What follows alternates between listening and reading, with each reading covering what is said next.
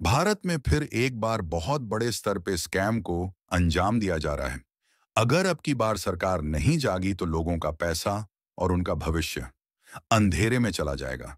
जैसे इस टाइम में पूरे भारत में सागा ग्रुप की 7 सोसाइटियां और भी सोसाइटी है जो कि स्कैम कर चुकी है। और भी जो समिट और सोसाइटी चल रही है आज नहीं तो कल स्कैम करेंगी ही। ये सत्य है क्योंकि अभी तक जितनी भी सोसाइटी आई है उन्होंने सिर्फ और सिर्फ लोगों को धोखा ही दिया है। अगर भारत सरकार अब नहीं जागी तो ये मान के चलिए आने वाले टाइम पे इतना बड़ा स्कैम हो सकता है जिसको किसी ने सोची ना होगी। इसीलिए मेरी ये सरकार से गुजारिश है कि जितनी भी सोसाइटी या तो उन पे कड़ा नियम लगाया जाए। जैसे अगर किसी का भी भुगतान को लेकर भविष्य में कोई दिक्कत होती है तो पूरा जिम्मेदारी भारत सरकार की होगी। अगर ऐसा नहीं करते हैं तो जितनी भी सोसाइटी चल रही है उनको तुरंत तत्काल प्रभाव से बंद कर देना चाहिए जिससे लोगों का पैसा सुरक्षित हो सके। अभी भी भारत में कितनी सहकारी समिति हैं। भारत में सहकारी समितियां विभिन्न क्षेत्रों में सक्रिय हैं जिनमें से कई लोगों के खाते खोलकर धनराशि जमा स्वीकार करती हैं। सहकारिता मंत्रालय के अनुसार देश में कुल 8,21,616 प्राथमिक सहकारी समितियां हैं। इनमें से 6,31,794 कार्यात्मक सहकारी समितियां हैं जबकि 1,48,594 अकार्यात्मक या निष्क्रिय हैं। इसके अतिरिक्त 32 राज्य सहकारी बैंक और 338 जिला सहकारी बैंक भी कार्यरत हैं। हालांकि जमा स्वीकार करने वाली सहकारी समितियों की सटीक संख्या उपलब्ध नहीं है, लेकिन प्राथमिक कृषि ऋण समितियां पीएसीएस और शहरी सहकारी बैंक इस श्रेणी में प्रमुख रूप से शामिल हैं। पीएसीएस ग्रामीण क्षेत्रों में किसानों को वित्तीय सेवाएं प्रदान करती हैं, जबकि शहरी सहकारी बैंक शहरी क्षेत्रों में जमा स्वीकार करने और ऋण प्रदान करने में सक्रिय हैं। इन सहकारी संस्थाओं का मुख्य उद्देश्य अपने सदस्यों को वित्तीय सहायता प्रदान करना और उन्हें आर्थिक रूप से सशक्त बनाना है। क्या ये सोसाइटी जो दावा करती है उनको पूरा भी करती है?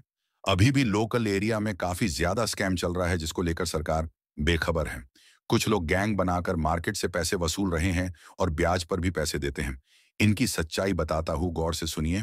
जो बिस्सी के नाम पे आपके दुकान से डेली का 100 रुपए वसूलते हैं तो साल का 33,500 आपका टोटल रुपया बना और उस पे 3 से 4% का ब्याज लगा के आपको देते हैं तो आपको 38,000 मैच्योरिटी देते हैं।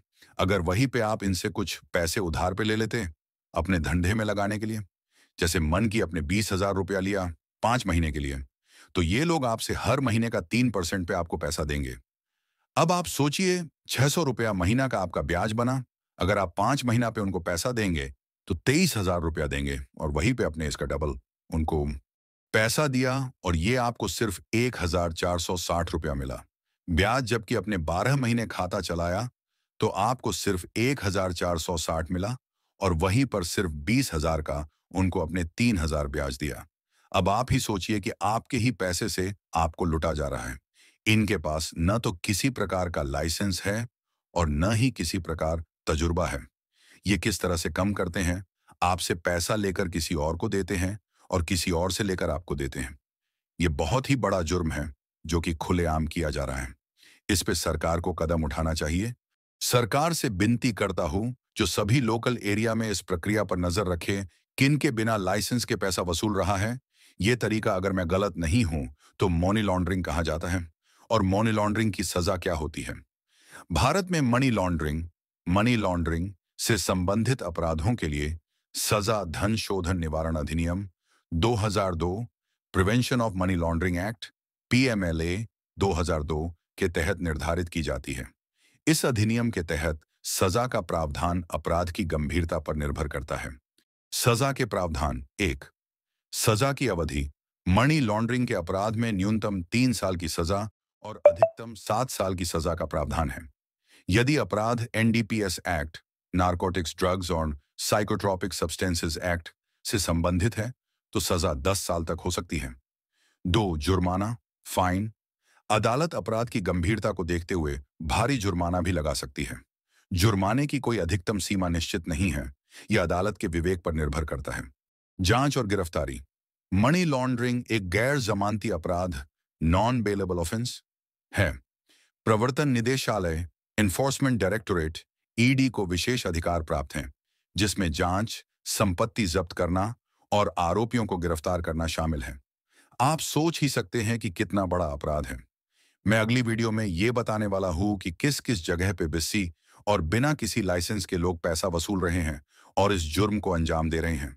अगर आपके भी जानकारी में कोई भी ऐसा व्यक्ति हो जो कि मार्केट से पैसा वसूलता हो, उसका नाम पता कमेंट में जरूर बताएं। अगर कोई भी व्यक्ति बिना किसी बैंक से नहीं है और अपने पास पैसा वसूलता है और ब्याज पर पैसा देता है, तो उसका नाम पता और किस किस जगह पे जिला सब कुछ कमेंट में लिखे। अब टाइम आ गया समाज में फैले हुए गंदगी को साफ करने का। आज हम लोग नहीं जागे तो पूरा देश बर्बाद हो जाएगा। फिर से हम ही लोगों में किसी को भगत सिंह राजगुरु और चंद्रशेखर आजाद बनना पड़ेगा। उन्होंने अंग्रेजों से भारत की गुलामी छुड़ाई थी और हम लोगों को भारत की आर्थिक स्थिति को गुलाम बनाने वाले से छुटकारा दिलाना पड़ेगा। मेरे इस संघर्ष में अपने सभी भाइयों का साथ चाहिए। मेरे साथ कौन कौन खड़ा है? अगर वीडियो पसंद आया हो, चैनल को सब्सक्राइब जरूर करें और लाइक करें। कमेंट में जरूर सभी का नाम बताएं जो अभी भी लोगों का पैसा लूट के उनका जीवन बेकार करने लगे हैं। धन्यवाद।